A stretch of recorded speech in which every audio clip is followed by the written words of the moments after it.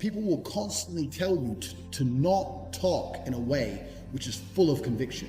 People do not like you to be arrogant and have an ego. This is the worst thing ever. Let me tell you a fact, the number one facet of a G mindset. Your life is never going to be worse if you walk through the world believing you are the fucking man.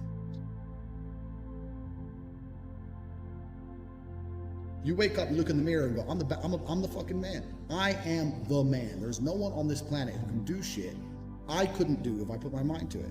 I don't give a fuck how good you are at piano. If I decide to play piano, I would be better than you at piano. And I believe that. I don't just say these things, I fucking believe them. And when you go through life believing you really, really are the man, there are very few downsides. The downsides are everyone's gonna call you everyone's gonna call you a dickhead, everyone's gonna say he has a big ego. You're gonna lose a few loser friends. Who cares? What you are gonna gain is other people on the same path. You're gonna gain other people who think, yeah, well, I'm the fucking man too. This guy's the man, let's make some money. That's what's gonna happen.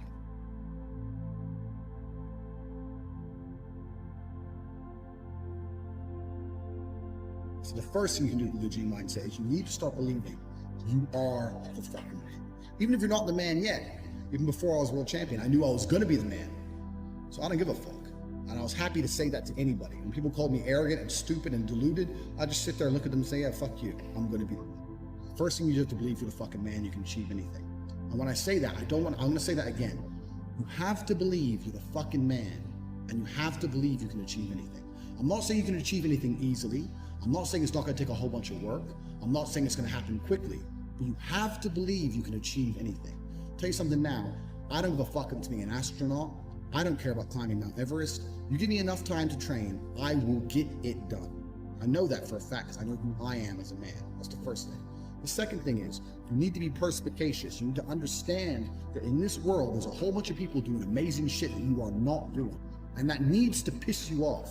Because if it pisses you off, you become motivated all of a sudden. I was the only one who was pissed off when that Aston Martin was next to me and had my sales job. I was the only one who was pissed off when I saw that Ferrari drive past. Other people were not annoyed by it, and they're not annoyed by it. They're not driven to beat it. You understand? They're not driven to be where that person was. You need to be annoyed, and I'm telling you to be angry. Anger is a fantastic force. Like I said, the world tells you not to be arrogant, it tells you not to be angry. It's two things it tells you to do. Don't be arrogant, don't have an ego, and you don't have anger. You're a fucking man, you're a full-grown man. It's perfectly fine for you to be pissed off. It's perfectly fine for you to look around at your life, look at the girl you're fucking, look at the house you live in, look at the car you drive, and get pissed off and go, you know what, I want a hotter bitch, I want a fucking nicer house, I want a faster car. There's nothing wrong if you take that anger and you direct it in the correct direction.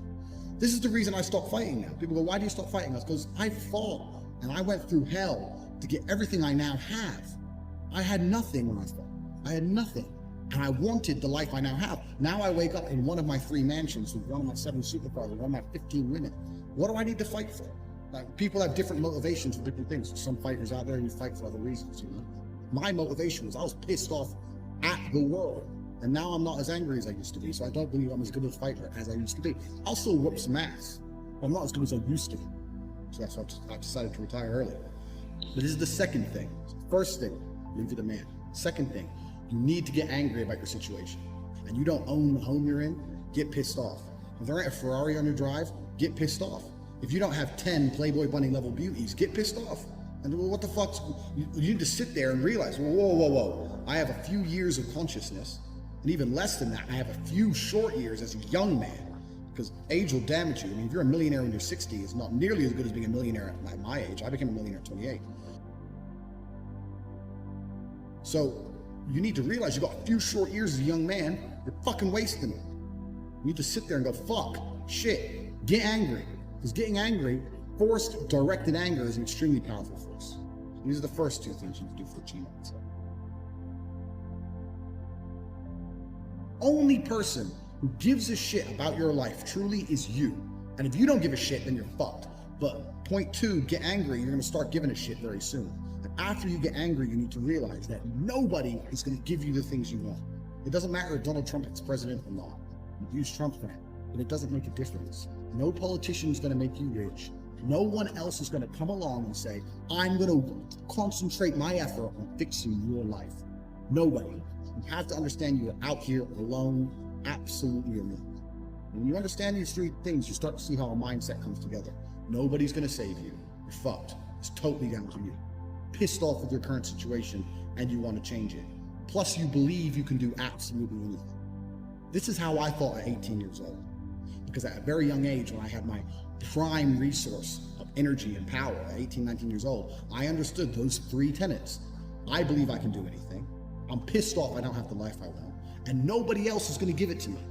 These are 3 things you need to understand. If any one of these elements is missing, you'll never have the right mindset. The G mindset will never formulate if any one of these elements is missing. All 3 are absolutely essential. And the sooner you get your act together, the sooner you start to panic and worry and be concerned that you're 24, 25, you're not fucking rich yet. There's 24 and 25-year-olds out there who got a contract for a fucking NBA with their parents, or they won the lottery, who knows what. There's 24 and 25-year-olds out there who are multimillionaires fucking the hot models. These Instagram girls with 3 million followers, they're getting dicked by someone and it ain't you. And that needs to piss you off. You need to get concerned, you get worried, you shit, I'm running out of time. You need to get some urgency in your life. Put these 3 things together is absolutely essential. It's the beginning of the G mindset. When you have these 3 things totally done, I'll tell you what happens. I'll tell you what happened for me. So I became a sayer. So my brother used to say, you've become a sayer. And what that means is I made a pact to him that my word was unbreakable, strength and honor. And that if I said something, I meant it.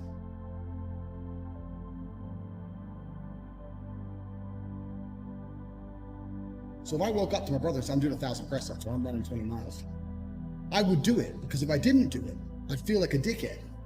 Because when you instill these mindsets, when your mindset changes, you start to be extremely accountable for yourself. No one's coming to save you.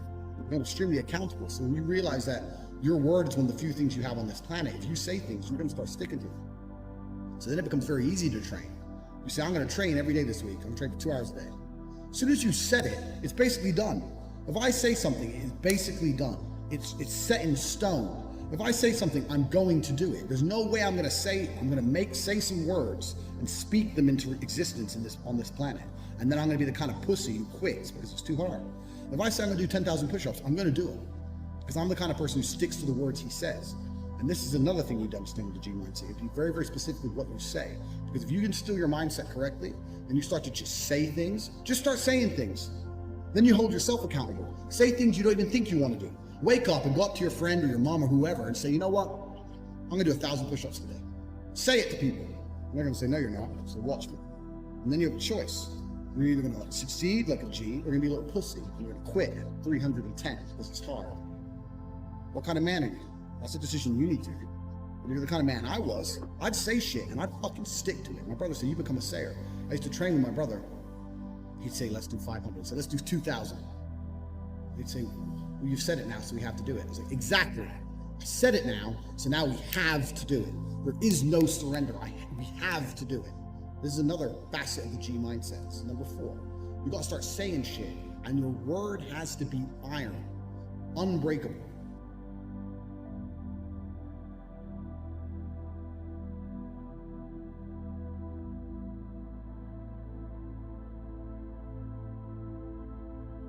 I can never be depressed if I never slow down. Speed is extremely important. Speed defies gravity. How does a plane fly through the air and defy gravity? Speed. It's moving too fast to fall.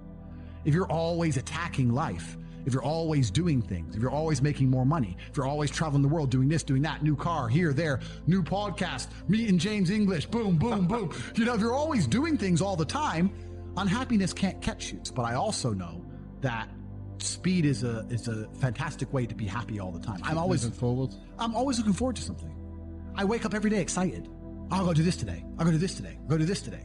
And I very much live my life in a frame of, not I have to do this. It's very much I get to do this.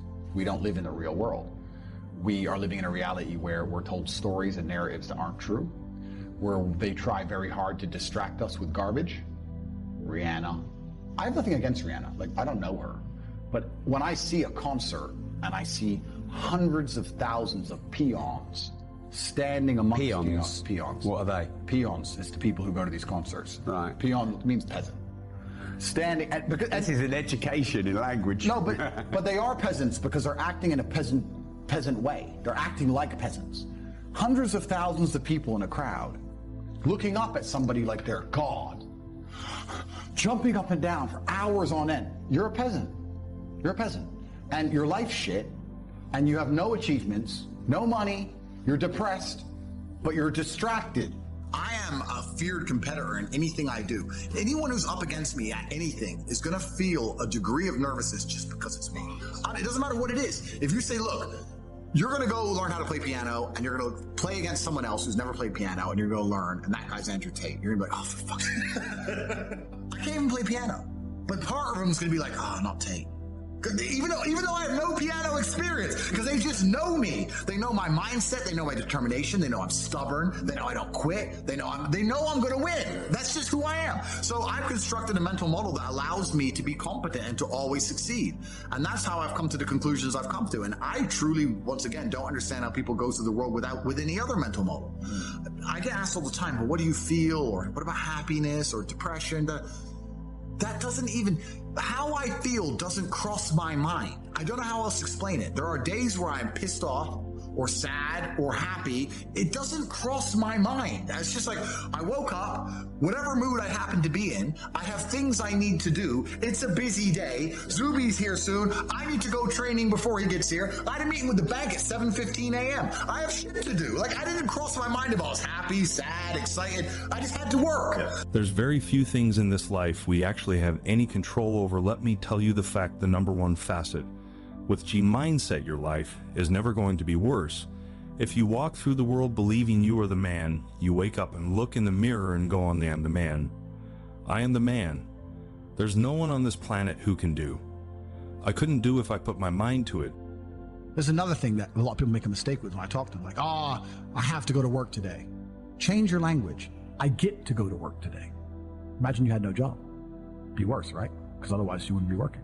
So you get to go to work. I have to fix the car. At least you have a car. You get to fix your car. Most people don't got one. I have to go get the kids. You get to go get the kids because you have these beautiful children who love you.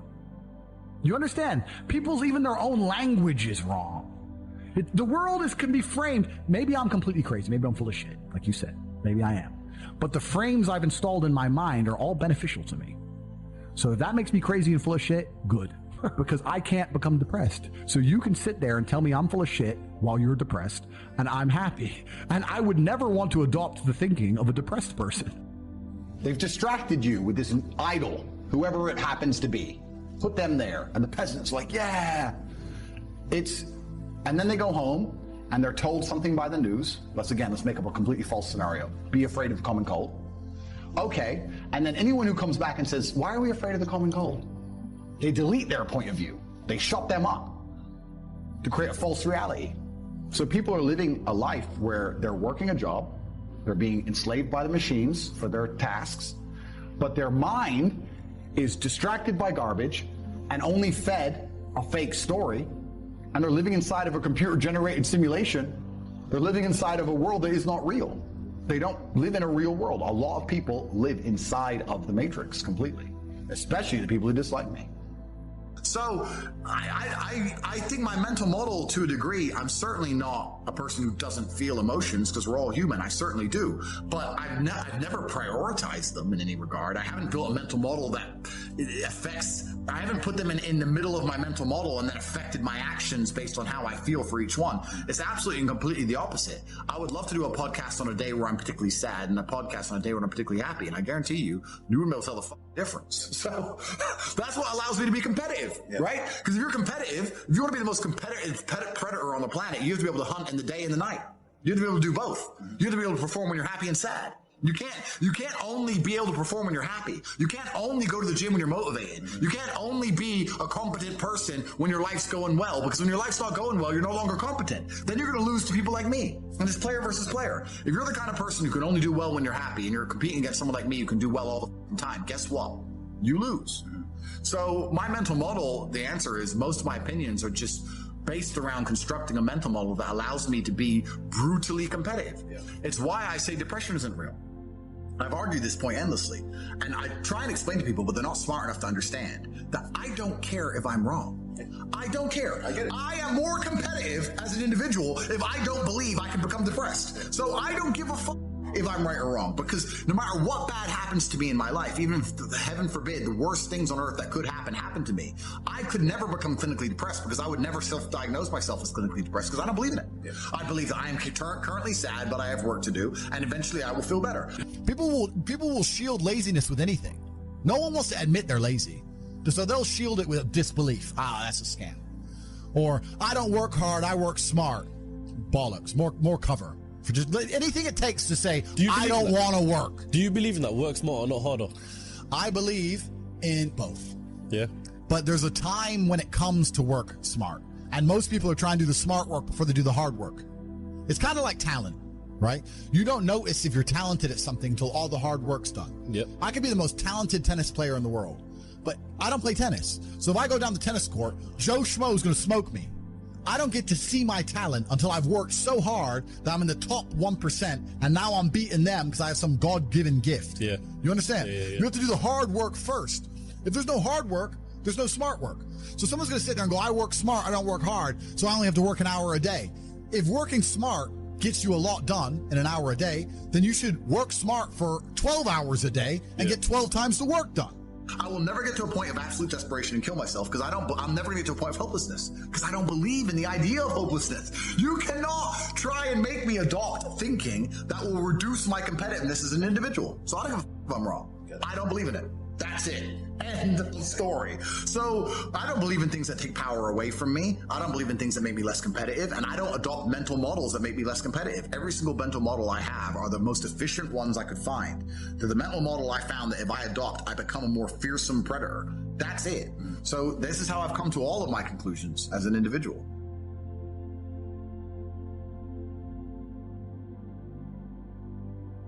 If you take a man and give him a life shielded from problems that he never has any to face, I guarantee you he's terrible at being a man. The best men in the world have gone through shit. That's why women love scars, because it didn't kill you. That's the whole point of it, right? So the best thing you can do as a man is look and go, okay, this is hard, this is hard, this is hard, this is hard.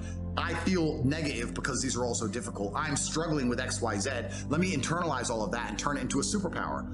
Let me become genuinely uncomfortable with my situation in life and go and fix things. Because like I said, the universe is absolutely and utterly very giving. And if you truly hated being in the position you were in, you wouldn't be there very long. Yeah. Every time I feel stressed or under pressure, I get excited.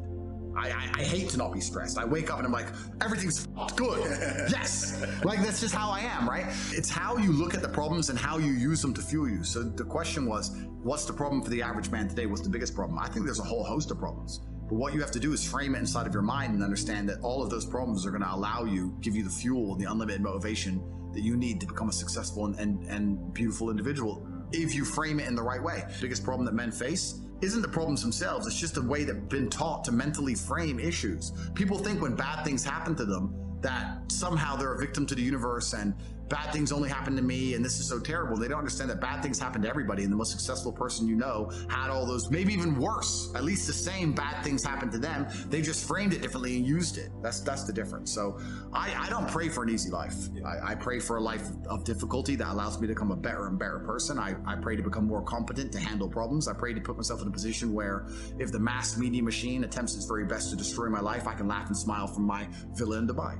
This is who I pray to become. I don't pray that nobody hurts me. I pray to be able to fight. So it's just a different mentality. I think a lot of people build their mindsets around trying to feel good. People who want to ignore the idea of personal responsibility or self-accountability because they feel better if they pretend it's not a real thing. They feel better if they pretend everything's someone else's fault. A lot of people's mental model and how they view the world is based around them feeling as good as possible. So people are basing their mindsets around trying to feel good. I have always tried to base my mindset around absolute competence regardless of how I feel.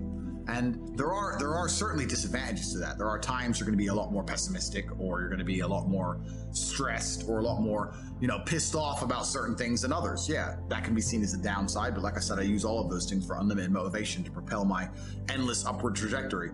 But if you construct a mindset that allows you to be as competent as possible, as opposed to feel any different or feel better, then you're going to naturally come to the conclusions I've come to. You're as competent as possible if you believe you can affect absolutely everything about your life. You're as competent as possible if you believe absolutely everything that's happened to you, whether good or bad, is completely your fault. You're as competent as possible if you believe the bad things that happen to you are going to allow you to work harder and become even better. When bad things happen to me, the first thing out of my mouth is good. Good. Andrew, they took $10 million out of the bank because they canceled you. Good. Good. That's just my response. Good. Andrew, this happened. Good. Good. Now I'm really pissed. Good.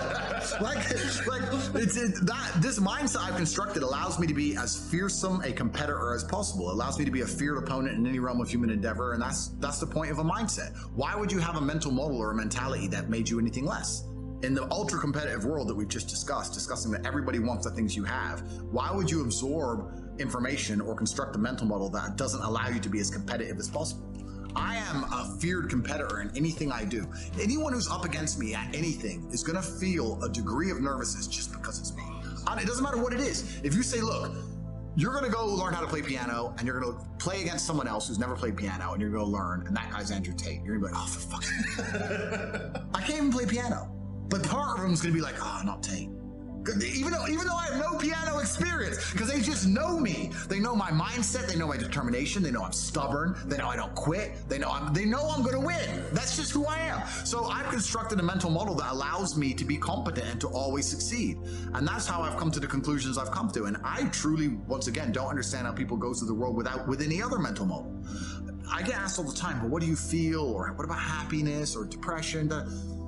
That doesn't even, how I feel doesn't cross my mind. I don't know how else to explain it. There are days where I'm pissed off or sad or happy. It doesn't cross my mind. It's just like, I woke up, whatever mood I happen to be in, I have things I need to do. It's a busy day. Zuby's here soon. I need to go training before he gets here. I had a meeting with the bank at 7:15 a.m. I have shit to do. Like, I didn't cross my mind if I was happy, sad, excited. I just had to work. Yeah. So I think my mental model, to a degree, I'm certainly not a person who doesn't feel emotions, because we're all human. I certainly do. But I've never prioritized them in any regard. I haven't built a mental model that affects, I haven't put them in the middle of my mental model and then affected my actions based on how I feel for each one. It's absolutely and completely the opposite. I would love to do a podcast on a day where I'm particularly sad and a podcast on a day where I'm particularly happy. And I guarantee you, you wouldn't be able to tell the difference. So that's what allows me to be competitive, right? Because if you're competitive, if you want to be the most competitive predator on the planet, you have to be able to hunt in the day and the night. You have to be able to do both. You have to be able to perform when you're happy and sad. You can't only be able to perform when you're happy. You can't only go to the gym when you're motivated. You can't only be a competent person when your life's going well, because when your life's not going well, you're no longer competent. Then you're going to lose to people like me. And it's player versus player. If you're the kind of person who can only do well when you're happy and you're competing against someone like me who can do well all the time, guess what? You lose. So my mental model, the answer is most of my opinions are just based around constructing a mental model that allows me to be brutally competitive. It's why I say depression isn't real. I've argued this point endlessly, and I try and explain to people, but they're not smart enough to understand that I don't care if I'm wrong. I don't care. I am more competitive as an individual if I don't believe I can become depressed. So I don't give a fuck if I'm right or wrong, because no matter what bad happens to me in my life, even if, heaven forbid, the worst things on earth that could happen to me, I could never become clinically depressed, because I would never self-diagnose myself as clinically depressed, because I don't believe in it. I believe that I am currently sad, but I have work to do, and eventually I will feel better. I will never get to a point of absolute desperation and kill myself, because I'm never gonna get to a point of hopelessness, because I don't believe in the idea of hopelessness. You cannot try and make me adopt thinking that will reduce my competitiveness as an individual. So I don't give a f if I'm wrong. I don't believe in it. That's it. End of story. So I don't believe in things that take power away from me. I don't believe in things that make me less competitive, and I don't adopt mental models that make me less competitive. Every single mental model I have are the most efficient ones I could find. They're the mental model I found that if I adopt, I become a more fearsome predator. That's it. So this is how I've come to all of my conclusions as an individual.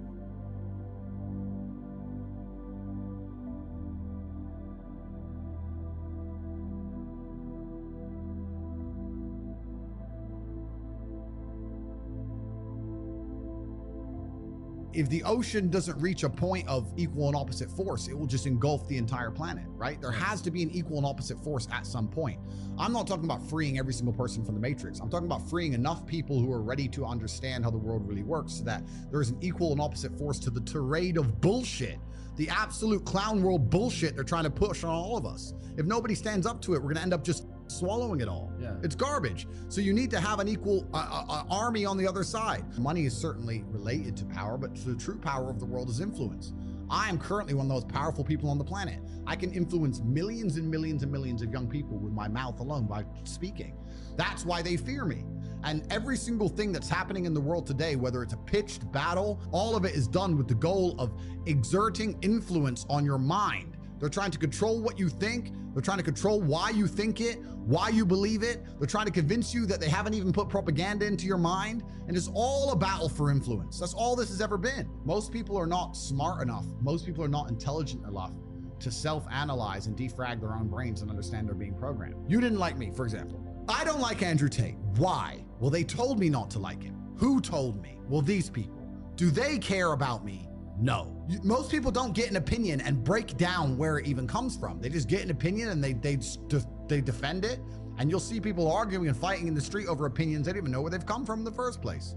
Most people are not intelligent enough for that. So everybody and everything you consume is going to influence you to a degree. The mass media machine is trying to influence everyone. I'm trying to influence everyone. I'm right here trying to influence people. I'll sit here and say, I'm trying to influence people at home. I did not say that girls above a certain age are horrible people. I did not say girls above a certain age are useless. I said girls above a certain age are less attractive than girls who are younger because of innocence. I'm talking about the Western world. And in the Western world, there's no girl at age, 32 in Las Vegas who is pure. Not a single one on the planet. So we can't sit here and apply what I'm talking about for the Western world to the Middle Eastern world. I'm under attack every single day. They're attacking my character. They're attacking my integrity. They're attacking my finances. They're attacking my freedom. They're attacking my companies. Every single day I wake up and there are people on the planet whose goal is to attempt to destroy me. So I am under attacks. I was kind of up and down. I was working in the fish market, but I was still fighting at the same time. I was training. Obviously, I was really young. Started to make a little bit of money fighting, but not much. And then I had different jobs. I sold television advertising and worked for an advertising company, etc. And I had my own business for a while trying to sell TV advertising, and I had a bunch of sales jobs back and forth, worked for car sales. I'd always been doing this and that, going from place to place. Unless it was a sales job, I never really took it that seriously because it was the unlimited commission that I found attractive. But outside of sales jobs, I just did my very best I did a whole bunch of things. It's been an eclectic, long, interesting journey. So I grew up with a bunch of very close Muslim friends, and I've always been not envious, but certainly I've had a large amount of adoration for their respect for their families, respect for their culture, their brotherhood, the way they operate. I've always thought it's a fantastic way to be. God knows the truth of our heart. So I know that my reversion is sincere. I understand that because I'm in the public eye, there's going to be some degree of people who question it, but I know that mine's completely sincere, and the people who do it in a non-sincere way, God knows the truth, and they're not going to be able to fool him, so good luck. And someone else said to me, they said that it's important that someone like you that has all of the worldly treasures or everything that you could possibly ever wish for in this world still understands the importance of believing in God. I have a very small circle, but every single one of my friends has a utility. Like, we're all very capable individuals. We're all doing very important things. We all help each other and aid each other in different ways. I don't have any friends just to sit around and talk shit and do nothing. I guess in many ways people would say, oh, well, Andrew, you have family and business partners, but I consider them my friends. We have a very small network of 5, maybe 6 people, and yeah, they're my friends. I'm not the kind of person who can fall victim to some random stroking my ego, and I'm not a dummy. Like, I know a lot of people get rich and they're dummies. That's not me. I don't have any new friends. I have the same circle I've always had. In fact, it's getting smaller by the day. It gets smaller, not bigger. I don't have these random friends I party with, none of this kind of crap. I provide value by default, by being me. That's who I am. If you're going to be my friend, you need to provide some value to my life. Now, a lot of people, when they have friends, the value that's provided by their friend is that their friend makes them laugh or that their friend is funny. Well, I don't need that crap. I'm busy, right? So I need someone who's actually useful to me at real things. It's not a shallow way to look at it because people say that's shallow. Not at all. I think that in true friendship, in true relationships, whether it's man-woman or man-man or woman-woman, there needs to be an exchange of value. People need to both gain and receive value, and that's how you build true friendships. So you need to become useful to me. And the problem with doing that is that I already have extremely useful people around me. We can already do everything. I don't need anybody. So when someone comes and goes, hey, I'd love to know you, why? What do you want to do? Sit around, talk shit? Like, what do you want to do? Like I'm trying to do X, Y, Z. I'm fighting the Matrix. Can you fight the Matrix? Can you fight? If they can't do anything, I don't want to hang around with these people. There's a time when it comes to work smart, and most people are trying to do the smart work before they do the hard work. It's kind of like talent. You don't notice if you're talented at something till all the hard work's done. I could be the most talented tennis player in the world, but I don't play tennis. So if I go down the tennis court, Joe Schmo is going to smoke me. I don't get to see my talent until I've worked so hard that I'm in the top 1%, and now I'm beating them because I have some God-given gift. You have to do the hard work first. If there's no hard work, there's no smart work.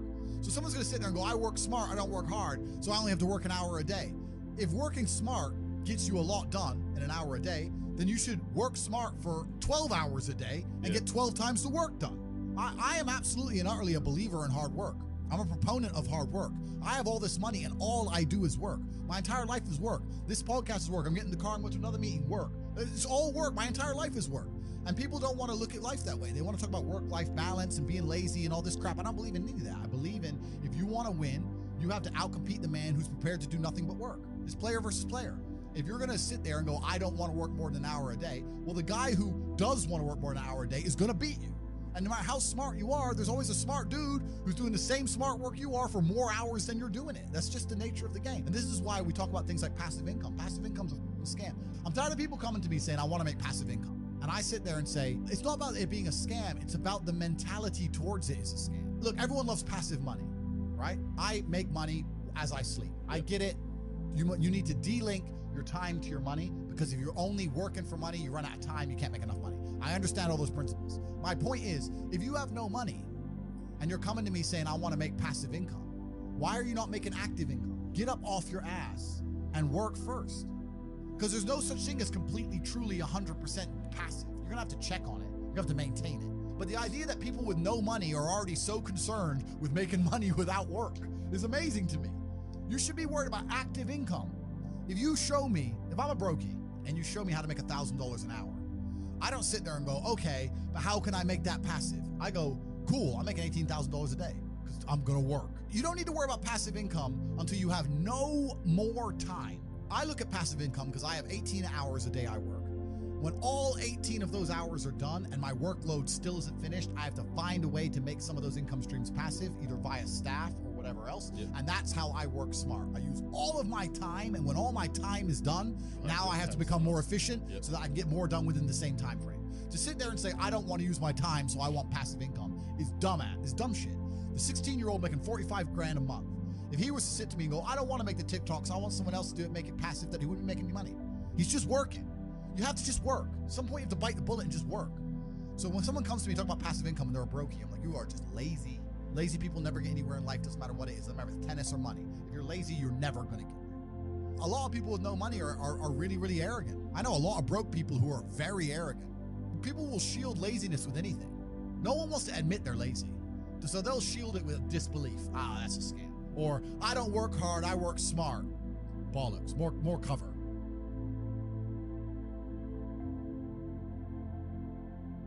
How do you be successful as a man? We'll talk about it. First thing, you need freedom, because you ain't a man if you're not free.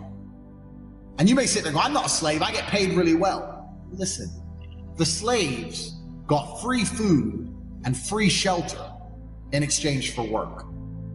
Now all they've done is got rid of the food and shelter deal, give you dollars, which you spend on food and shelter, and you basically have nothing left. So you're still a fucking slave. So first thing you need is freedom. If you're not free, you're not a man. First thing, you're not a successful man. So you should always be working towards freedom. And I mean freedom with your time. Do what you want. Freedom with your location. Go where you want. There's a riot. Cool. Go in Tokyo. See you later. Bye. Going to Australia. See you later. Bye. Freedom, one thing. The next thing that constitutes success as a man is your network. Who are you talking to? Who are these people? Who will answer your phone calls? Listen, I got 2 phones. Identical, almost. Twins. I got 2 phones right here. And I can call one of many multi-millionaires. And when they see my name, they're gonna pick up the phone. They're gonna be like, oh shit, Tate. Oh wait, guys, wait. They're gonna stop their conversation and be like, whoa, fuck, Tate wants. What's up, Tate? Because they know I don't call for no bullshit. They'll be like, fuck. Money phones ring. So I can call multi-millionaires right now. I can have the best idea in the world. I can call a bunch of multi-millionaires right now and say, look, I need 100 mil. Here's my idea. Boom, boom, boom, boom, boom. We can make something happen. You can't do that. I can do that. Freedom, network. And then you get into the aesthetics of life. For people to view you as successful, you need good body language. You need physical presence. A man who's not dangerous, a man who has no physicality, it will never be seen as successful. Oh, I'm successful, I'm rich, and yeah, but I'll break your neck. Look how big my hand is. I'm gonna grab you by your neck and choke you till you die. Who's successful now? I'm breathing and you're not, so I'm more successful than you. So you can't be a little bitch.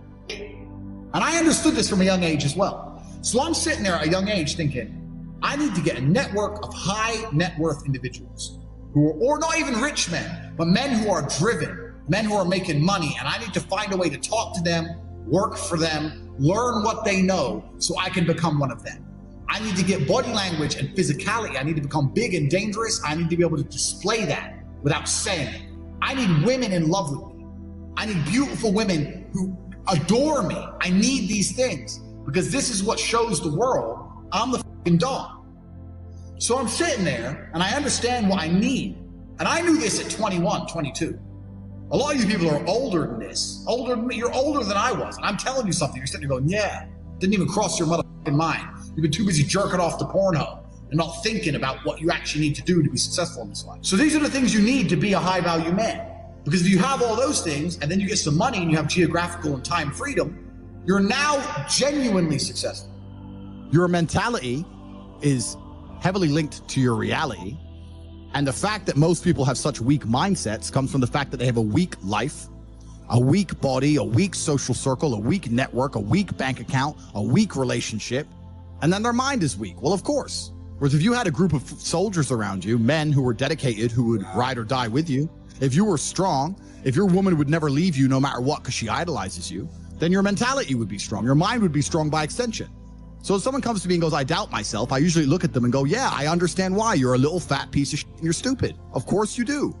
Hey, Andrew, so how do I get like a six-pack quick? What's the fastest way to get a six-pack? Why does it have to be quick? Why does it have to be easy? Why do you think life is all quick and easy? Why can't it be hard and difficult? Why can't you suffer? Because suffering is what gives it value. If everyone had a six-pack and it was quick and easy, then it wouldn't be valuable, would it? If everyone walked around with a six-pack and they got it easily, then no one would give a shit. The whole point is that it's difficult to get. Value is linked to difficulty. If you want something that is valuable, you need something which is difficult to obtain. The fact that you just said you wanted it quick and easily shows that your whole mental model is fucked. You shouldn't be thinking about quick and easy. You should be thinking about hard, suffering, pain, going through it. That's what you should be thinking about. This is going to be hard, but I'm going to do it anyway. Because when it is done, then everyone's going to know that I went through something difficult. Why do you want it to be quick and easy? Success is the most overused word. Because we talk about success. Oh, this guy, he's really successful. Not these motherfuckers ain't successful. So let's say I'm working at a company. Yeah, I'm the big boss. Let's say I'm a guy, I go college, I go university, I go to this company, I work, I become a manager. I'm on $150,000 a year. I got a company BMW and I wear a suit and everyone at my job does as I say. By all measures, I'm a success now. But here's the truth. When I leave that company, no one gives a fuck about me.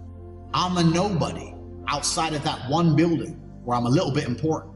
My wife doesn't want to suck my dick because I'm fat, because I didn't have time to train, so all I did was work. I got a BMW. I know hoes with BMWs. BMW, I didn't even consider that a car. BMW, that's not a luxury car, that's fucking basic. I'm pushing supercars. You're a nobody. You're not successful for shit. Success for a man actually comes in many realms. It's actually nothing to do with being good at your job. Having money, yeah, you don't have to be good at your job to have money. Depression is the ultimate motivation.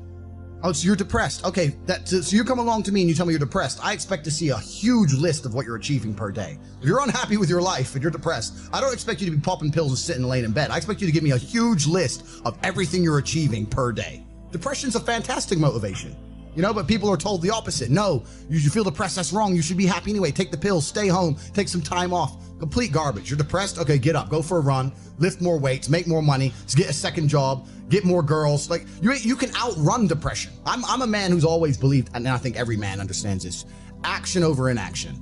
And I think it was General Patton who said, a good plan today is better than a perfect plan tomorrow. You got to do something, and you got to do something fast. Yeah. You're just sitting around talking about it and hoping for things to get better. Has never, I don't know about you gentlemen, but every time I ran out of money in my bank and I thought I'm going to sit around and hope for something to come, it never really worked out. arrived. It never worked out. You know, it's like you can't be sitting around waiting for things to happen to you. Also, I think, especially in the West, a lot of people's problems are all in their mind. And I'm not saying that mental conditions aren't real, because absolutely some are. But I try and explain to people, look, the only thing on the planet you have genuine control over is your state of mind. Like, you can't even control your health. You might get hit by lightning. You can't control other people. You can't control the weather. You can't control anything. The only thing you can affect in genuine real time is how you feel in your head. If someone comes to me and goes, oh, I get really shy and anxious, I'll say, so? Right. Not, oh, okay, that must be horrible. No, so? Do it anyway. Yeah, but I'm shy. I don't care. No one cares. The whole world doesn't care. Nobody cares. You go. If you could drop dead tomorrow, the world wouldn't care. The sun's still going to rise. People are still going to go to work. So you're going to sit here and worry about speaking? When people come to me and say, I'm not happy, I say, why should you be happy? And we're all adults here. This infantile mindset that we're all supposed to be like we were when we were 3 years old, and oh, something shiny, laugh all the time, run around in circles. We're grown-ups and we have responsibilities and we have problems and we have pressure, and you don't necessarily have to be happy to perform, especially if you're a man. Like women have this, I guess to a degree, they're born lucky. Women have this mindset where people expect women to be happy. Women need to be happy. But as a man, you have a burden of performance. As a man, you shouldn't be waking up going, how do I get happy? There are 4 main ways to getting money. You either trade your time for money, you trade information for money, you give a product or a service for money, or you put something to work for money. I'll say that again. We're going to go through them one by one. These are the main ways that money will arrive in your bank account. Remember what I just told you guys, the 4 main things about cash, how it works, how you gotta attack it, identify where it's moving, etc. These are the 4 main ways money is made. First is time for money.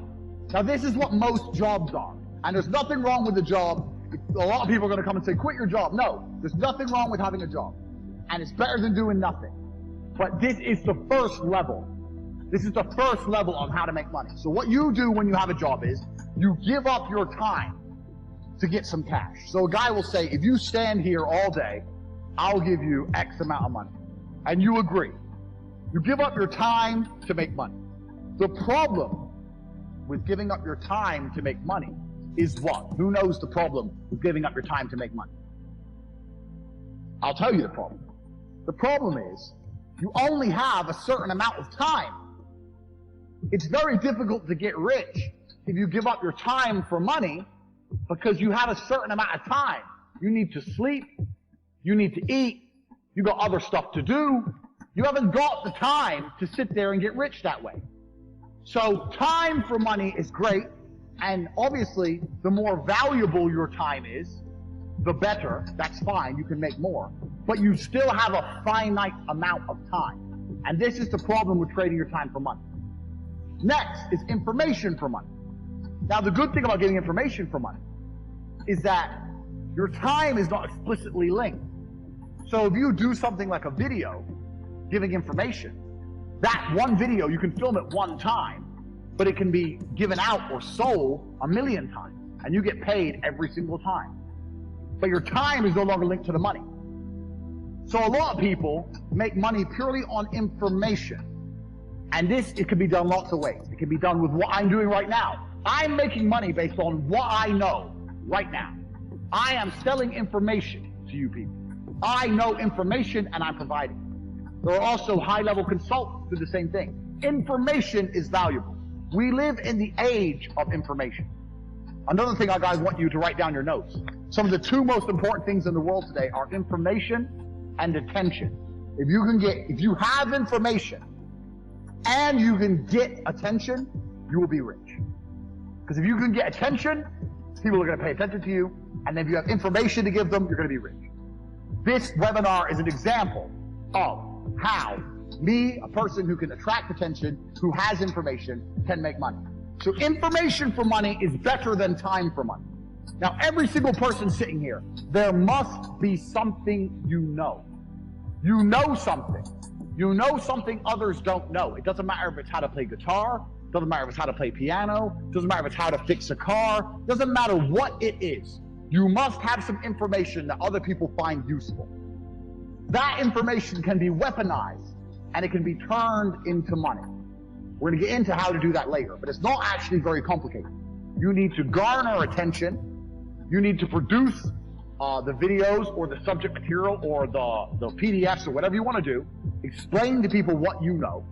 You need to establish credibility so they understand that they can trust you and they will pay for your information. This is another way to get money, information. So keep that in mind, write that down. Because when you write down your piece of paper information, you also need to sit and think, what do I know that other people don't know? So there must be something you know, and that information is valuable. You have to convince people it's valuable and to come and buy it from you. Next, this is what most businesses do. They provide a product or a service for money. Now this is different from information, because even though if you provide a service, you have information. Let's say you fix cars. You know how to fix cars, you have that information. But you're not selling the information. You're selling the service, which is different. The information would be selling me a book on how to fix my own car. The service is coming here and to fix it for me. So a product or service selling for money. This is very, very simple. This is what most businesses do. They get a product or a service and they sell it for a markup.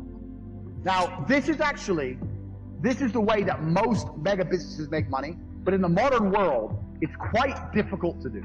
And it's difficult to do because most products and services are monopolized. They're monopolized because everyone's already selling everything. And we live in a global economy now. And there's no product you can think of that I can't go to Amazon.com and find cheaper from China, and they'll sell it at a 1 penny, maybe 2 penny markup. So the product route is getting harder unless you're very, very unique and you build a brand, which is something we're going to get into.